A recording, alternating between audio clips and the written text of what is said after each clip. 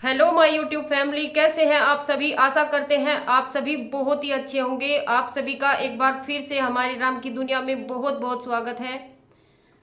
आज फिर हम आप सभी के साथ एक फैमिली स्टोरी शेयर करने के लिए लेकर आ गए हैं। तो चलिए अपनी स्टोरी को शुरू करते हैं। एक आदमी हो और उसकी पत्नी और उसके बच्चे भी खूब बड़े बड़े हुए रहे हैं। अब हर घर की कहानी है कि घर में छोटी मोटे लड़ाई झगड़े तो चलते ही रहे हैं। पति पत्नी का भी, सास ससुर का भी, या बहू और सास का भी, ऐसे लड़ाई झगड़े होते ही रहे घर में।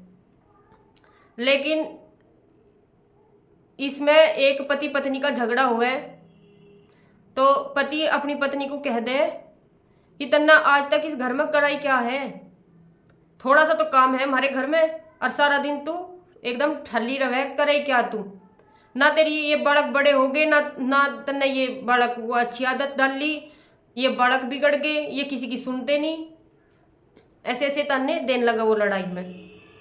बालक हो रहे थे उसके बड़े, बालक भी इतने आलसी हो रहे थे कि सब काम मम्मी करके दे दे। जब वह आगे आगे कर रही थी, उसकी उनकी माँ काम कर रही थी आगे आगे, तो बालक भी इतने आलसी हो रहे थे। उधर बूढ़े सास ससुर थे, उनकी भी दवाई गोली टाइम पे खाना, उनकी सेवा पानी, सब काम बेचारी को सही करना था और लड़ाई में उसे ये भी बात सुननी। तो एक दिन ऐसे ही घर के लड़ाई झगड़े में उसके पति ने उसे ऐसा ऐसा कह दिया कि तन्ने घर में आज तक कराई क्या है। ना तो तेरे पे बालक की अच्छी तरह से इन्हें अकल दी गई, ना ये काम करते, ना ये किसी की सुनते, सबकी तरफ उल्टा सीधा बोले। तो उसे उसके जी पर बहुत जोर पड़ा, उसकी पत्नी के जी पर बहुत जोर पड़ा। तो जब वह लड़ाई होगी खत्म, तो रात को जैसे वह अपने बेड पर लेट रही थी, तो लेटी लेटी रो रही, सोच रही अपने मन में, हाँ मैंने आज तक करा ही क्या है इस घर में। मैंने सारे घर का काम करा, सुबह से लेकर शाम तक सबकी सेवा पानी, अपने सास ससुर की टाइम पर उन्हें सामान पकड़ाना, उन्हें खाना देना, दवाई देनी। अब बीमार हो जा तो उन्हें हॉस्पिटल में भी लेकर जाना, अपने बच्चों की ड्रेस पे भी प्रेस करना, उन्हें अच्छी तरह नाश्ता देना। सारा सुबह से लेकर शाम तक सारा काम वही करा करती, लेकिन उसे वे तन्ने सुनने को मिले। तो शादी को बहुत काफ़ी ज़्यादा टाइम हो रहा था, तो तन्ने सुनते सुनते एक आदमी ज़्यादा परेशान भी हो जा। अब भाई इतना काम करूँ मैं, सारा घर संवार दिया मैंने, फिर भी मुझे यही तन्ने सुनने को मिले। तो कहने लगी, अपने मन में सोचने लगी कि आज तक जो गलती मैं करती हुई आई, अब मैं आज के बाद वह गलती नहीं करूँगी। तो बहुत ज़्यादा जी पे जोर पड़ रहा था उसके, बेचारी रो भी रही थी। उसने ठाके एक लेटर लिख दिया अपने पति को कि आपने सही कहा, मुझे जो भी कुछ कहा सही कहा, आज तक मैंने इस घर में कराई क्या है। सबकी सेवा पानी, सबका टाइम पर सब कुछ पकड़ाना, काम करना, इसके अलावा मैंने आज तक करा भी क्या है। पर अब मैं और यूँ काम नहीं कर सकती, अब मैं कुछ और करूँगी। ऐसा लेटर लिख के वह रख के सुबह के टाइम चली गई वहाँ से, घर में से निकल गई उनके घर से। तो जैसे ही सुबह हुई, उसके बूढ़े सास ससुर थे, उन्हें चाय का टाइम हो गया, उनकी दवाई गोली का टाइम हो गया। इधर बच्चे स्कूल में जाने के लिए, किसी को ड्रेस नहीं मिल रही, किसी को किताब नहीं मिल रही, किसी का नाश्ता बनना, ऐसे परेशान हो गए। सब अपनी मम्मी को आवाज़ लगाने लगे, लेकिन मम्मी तो थी नहीं घर में। उनके तो जो लड़ाई झगड़ा हुआ था उसकी मारी तेल मान के वह लेटर लिख के अपने पति को चली गई। एक कुछ बात सहन करने की भी कोई सीमा हो है, एक हद तक सीमा हो है। और जब शादी हो जाए तो सबके काम बटे रहे। भाई आदमी बाहर कमा के लाओगा, औरत घर में काम करेगी, सेवा करेगी, सबका सारे घर को थमेगी। ऐसा नहीं होता कि भाई कोई कुछ भी कह दे तो तू क्या कर रही यहाँ।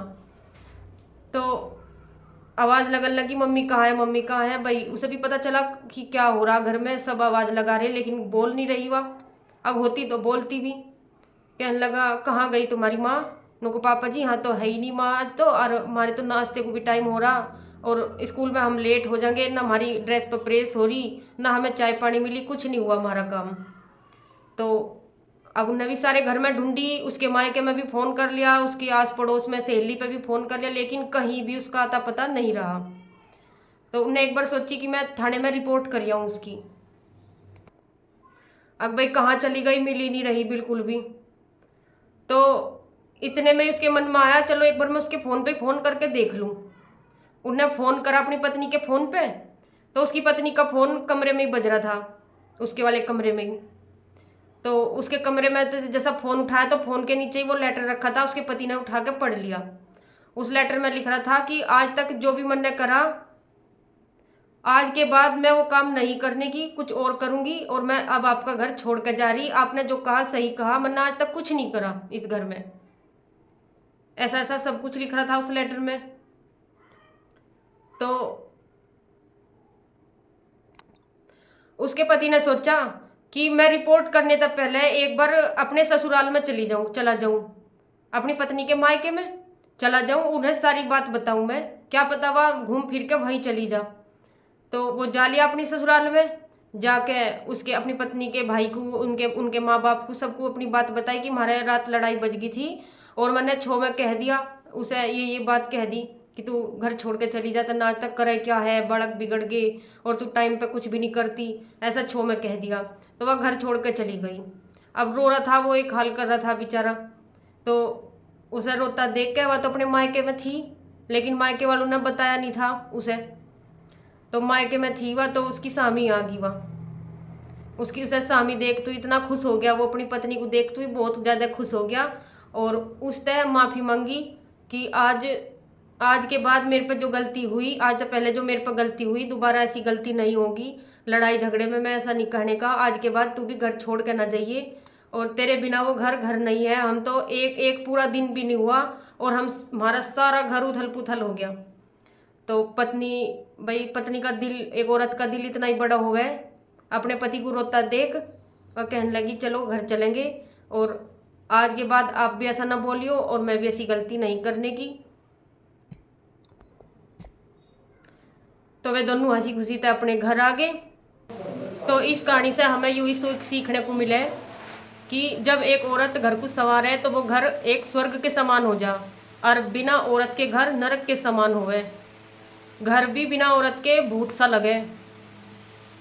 एक औरत सुबह से लेकर शाम तक बहुत सारे काम करे, लेकिन कहीं कहीं किसी किसी घर में उसके काम की कोई गिनती नहीं होती। तो अपने घर में औरत की इज्जत करनी चाह। औरत घर में लक्ष्मी के समान होवे। अगर औरत की इज्जत हो तो घर में लक्ष्मी आवे। तो यही करते हैं अपनी इस स्टोरी का एंड। आप सभी को हमारी ये स्टोरी कैसी लगी, आप सभी हमें कमेंट बॉक्स में ज़रूर शेयर कीजिए। मिलते हैं एक नेक्स्ट स्टोरी के साथ, तब तक के लिए आप सभी का दिल से धन्यवाद।